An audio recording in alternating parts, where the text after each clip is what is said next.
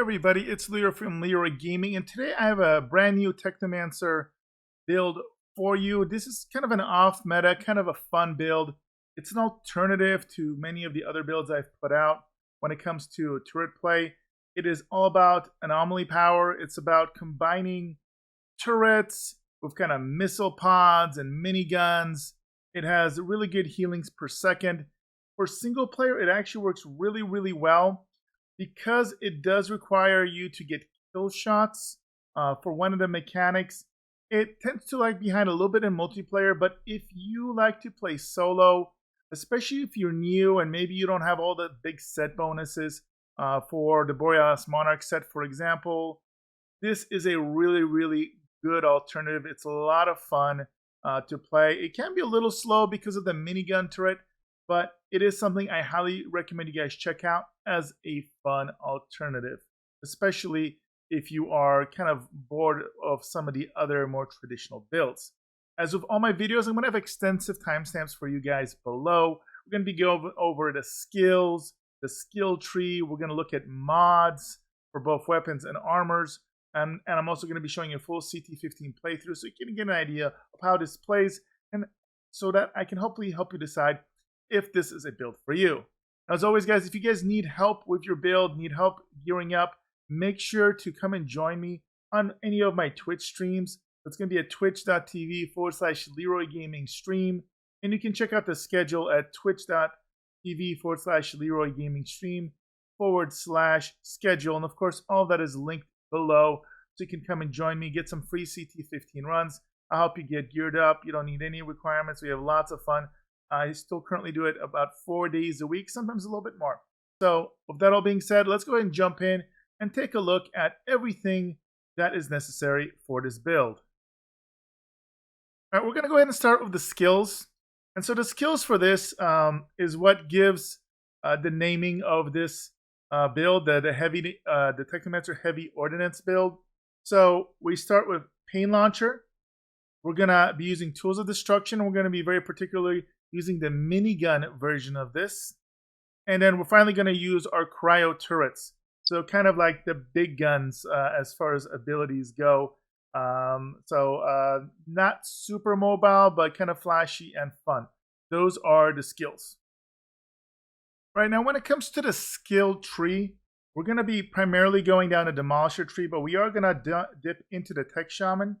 So the main purpose of going to Tech Shaman is going to be to get these two Gadgeteer nodes. So you get 30% cooldown reduction for your cryo turrets. And then as a nice little side effect, we'll get 20% extra health and an extra 20% armor, which is actually going to be quite useful to kind of help with our survivability and also help boost our DPS, as you'll see when we look at the mods. Now, when it comes to the Demolisher part of this tree, we're going to be picking up all the anomaly fuel nodes we can to max out our anomaly power as much as we can. We're going to pick up both of the Ordnance Technician mods. These are going to make sure that we maximize our cooldown reduction as well. And then this is a big one, Armored Unit. Activating Ordnance skill increases your armor by 50% for 15 seconds. This is important because we don't utilize any defensive mods at all in this build. So in order to get our armor up, we're going to need this skill node. We're going to get some of our resistance boosted here of the Anita plating, but otherwise there's nothing else defensive. And then, of course, team player is nice. That extra 10% overall damage reduction from elites is going to be really, really helpful. And then we have the capstone that's going to help boost anomaly power by 50% whenever we utilize either our minigun or our little rocket pod abilities. So those are all the skill nodes that you're going to want for this build. Now let's look at the weapons. Now when it comes to the weapons, you want a primary weapon that will mainly be a stat stick more often than not. So I like using Air to the Desert if possible. The big thing here is that it provides you with status power and skill life leech. Status power, because of the mods we have on our armor, is going to actually increase the damage of our cryo turrets. So this is a DPS boost, and skill life leech is going to help you survive. The Sandstorm mod that comes on this is nice. When your turret is down, or rather your minigun is not active, and you shoot this, it's going to just help increase some DPS on the trash mobs or the boss mobs you're fighting. So it's a bit of a filler. And of course, Fortress is big here. because we're going to get pretty close to 100k armor, we should get most of that 43% damage bonus when we are basically keeping our skills activated. Now the other two weapons are going to be the Anomoly and then Torment and Agony. Now these are technically optional. This is so that you can do a Moaning wind rotation when your minigun is down. So when you're running around, or when the skill is on cooldown, you want to get a little extra burst DPS.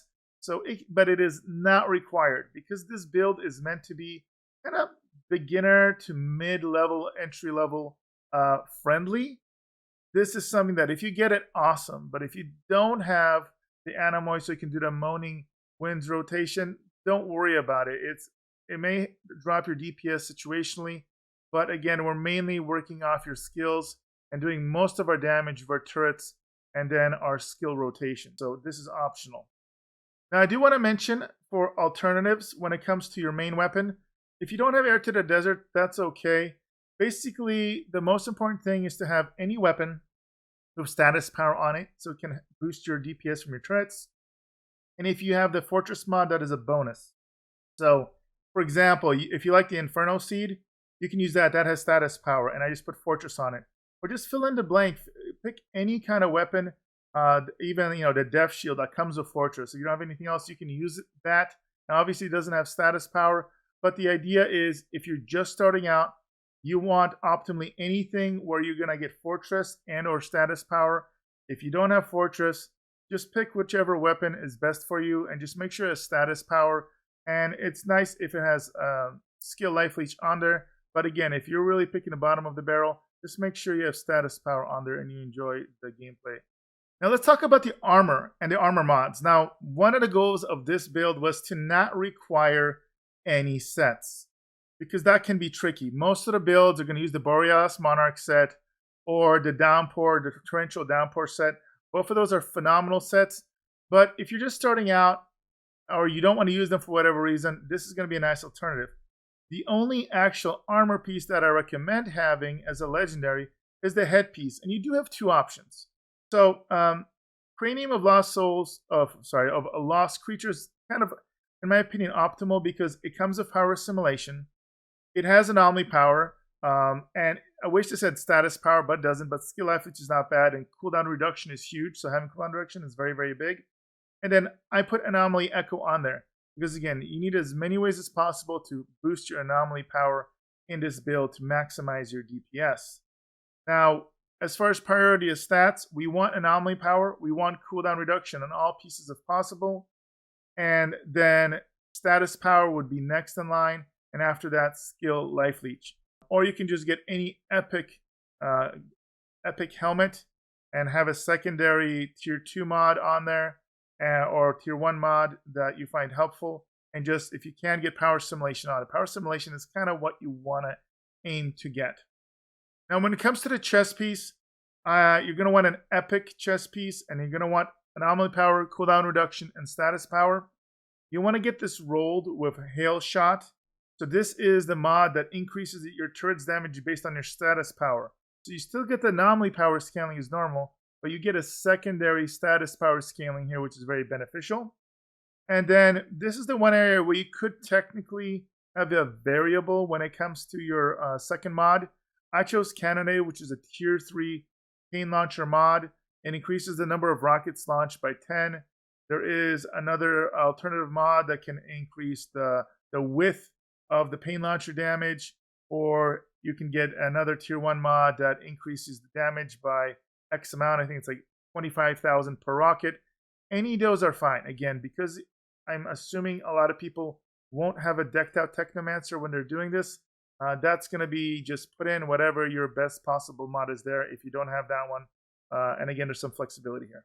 When it comes to your leg armor, again, in this case, it just happened to be that I rolled Anomaly Power, Skill Life Leech, and Status Power. I've been rolling a bunch trying to get Anomaly Power, cooldown reduction, Status Power. I would probably prefer that. But again, as I mentioned, if you have Anomaly Power and Status Power, which again, I think are very, very important stats whenever you can, then you can technically give up the cooldown power, just as here we got the cooldown power, we give up the status power because the mods were optimal. So you have some flexibility as long as your stats are within those combinations. You don't want anything else. You don't want max health. You don't want firepower bonuses. You don't want long or close range damage. You don't want increased healing. So that's important to note. Now, you want a tier 1 Reign of Pain mod on this. This is very important for the build, and it's not hard to get. You can re-roll it off a green gear as well, because it's going to decrease your cooldown on the Pain launcher by 34%. Without this, the cooldown is just too long. We want to get it down to about 10-11 seconds is optimal. The way I have it is about a little bit over 11 seconds. If you can get it around 10 seconds, that's best, so you can have 100% uptime on that 50% boost to your anomaly power. And then Captain Hunter. And what's nice about Captain Hunter is it comes off the Cannonball set gloves. We have the running meme that getting the Cannonball set is so ghetto. But again, one of the nice things about the Cannonball set is the gloves are phenomenal when it comes to stats, and they do provide you with the Captain Hunter modification. So even if you're just starting out, statistically, there's a pretty good chance you're going to get this mod sooner rather than later. And again, if you don't have this, pick any of the other tier 1 mods that you probably have collected. And at the end of this run through, I will kind of go over and show you which mods, again, I mean, in case you do not know which ones I'm talking about. When it comes to gloves, again, you need anomaly power, and then you want a combination of cooldown reduction, skill life leech, and or status power. And it just happens to be what I was able to get these rolls with was with skill life leech and status power. The mandatory element here is increased damage. That's what you want to roll it with. That's going to increase every shot of your turrets by 5,500, and everything else gets modified off of that. So that makes a difference because your base damage is about, I think, about 1,300. So this is gonna make a sizable increase over the massive amount of bullets both of your cryo turrets are gonna do, because remember, you're gonna have 2 of them. And then the other mandatory one, and what's nice about this, you can just roll it on here, is gonna be bang for your buck. So when you activate Tools of Destruction, the skill grants a 100 base ammo increase for the selected tool. Now, I say it's mandatory because it's going to help you keep your Gatling gun up constantly without needing any other trickery mechanics. Now, you're not going to always want your minigun up 24/7 because you're going to need to drop it off eventually when there's no like tough bosses around, so you can run around because you run slow as snails with a minigun.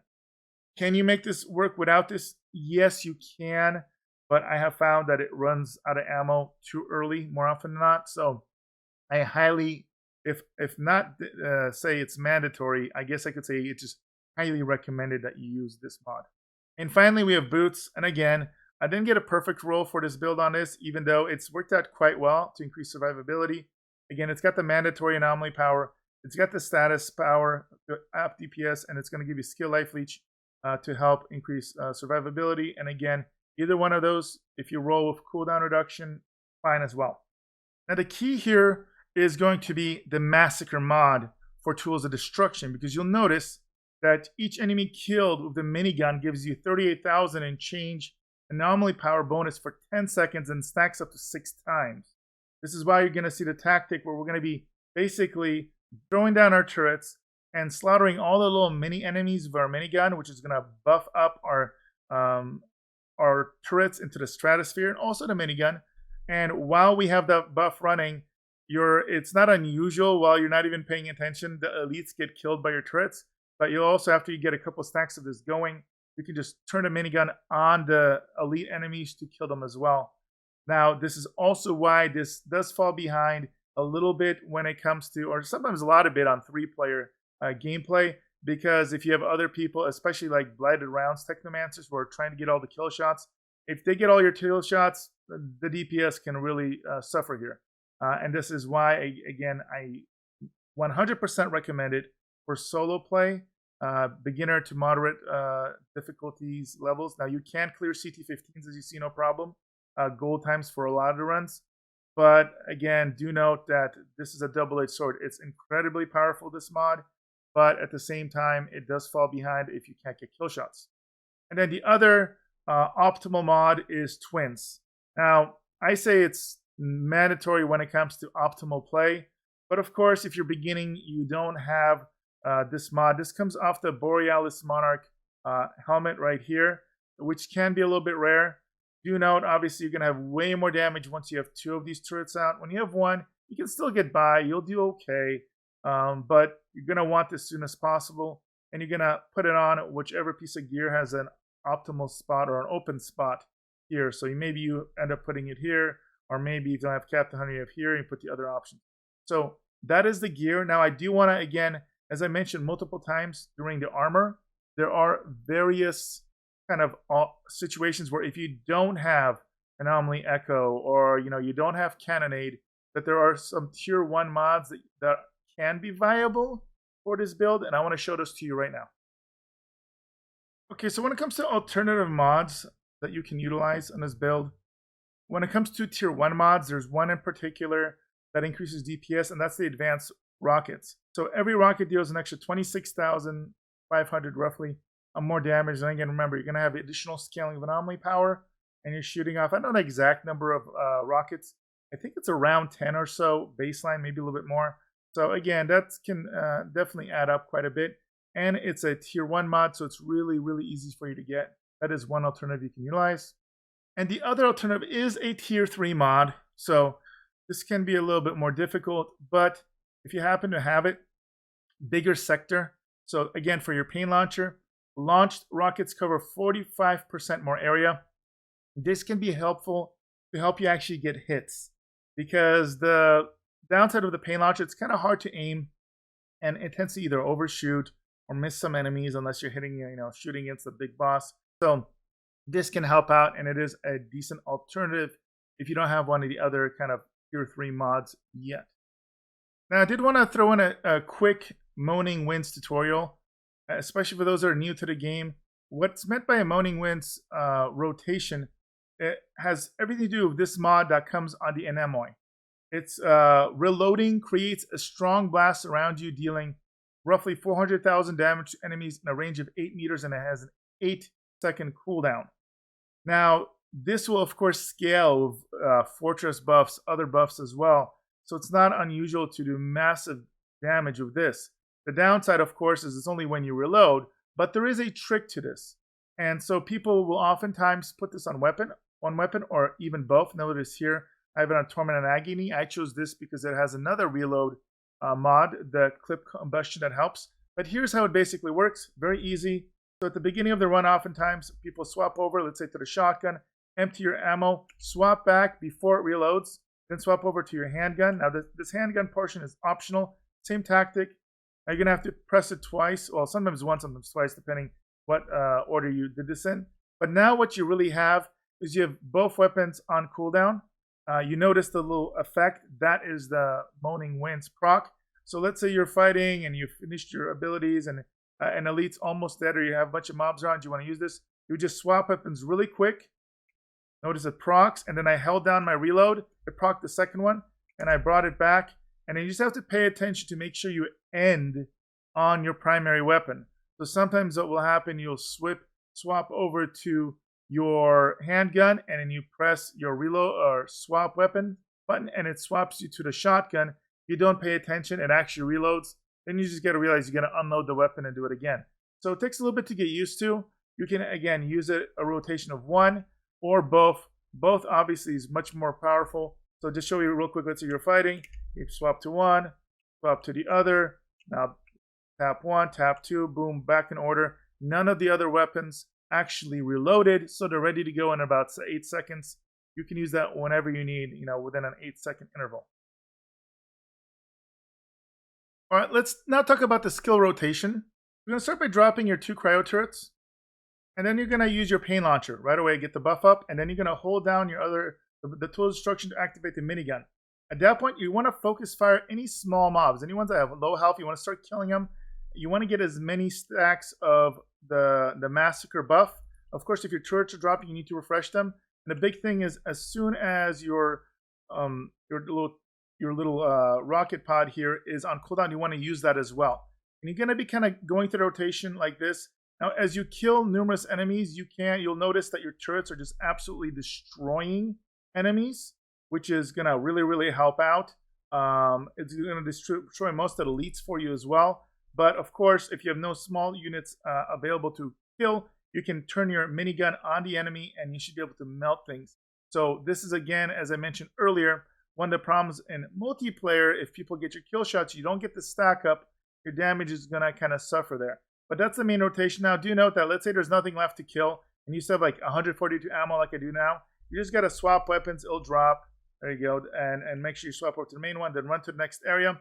There will be inevitably times where you find some new enemies. You're still gonna drop your turrets. You're gonna still have your rocket pods to kind of count on to do some damage, and your gunplay. If you have the Moaning rotation viability available, if you have those mods, awesome. That'll help out. If you don't, you're just going to have to rely on your gunplay and your turrets for a little bit. And then again, the cooldown isn't absolutely horrible on the minigun. So a lot of times by the time you move from location to location, you have it ready to go again. Rinse and repeat. It's very easy, very kind of fun and intuitive once you get used to the rotation. Alright guys, so that's everything you know for this build to get it started. Now I'm going to go ahead and show you a full CT15 run through so you can kind of see some of the gameplay, how this functions and operates. At the end, I'm going to show you the statistical breakdown for the DPS and what abilities did how much damage, etc. So you can evaluate it yourself. So I hope you guys enjoy.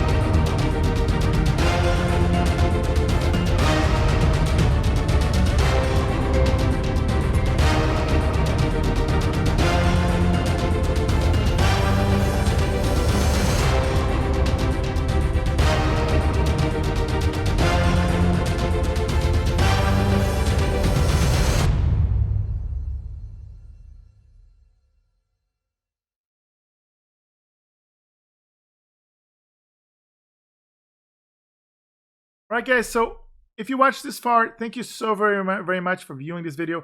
I hope you found this kind of slightly different off-meta build helpful. I know it's not min-max, so I'm sure I'll get some comments, people like, hey, it'd be so much more powerful if you do a Blighted Rounds build or something. I know.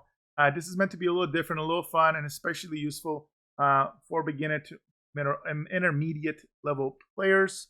So if you do enjoy this content and want to see more builds, do drop a like, subscribe, hit that notification bell. If there's specific type of builds you like for me to cover in my format, do comment below. I do take requests to build new builds from scratch, or if there's variants of kind of existing builds out there that you'd like to see me cover and explain in depth, do let me know. I do listen to all those comments and try and help you guys out. All right, guys, thank you again, and I'll see you guys in my next video.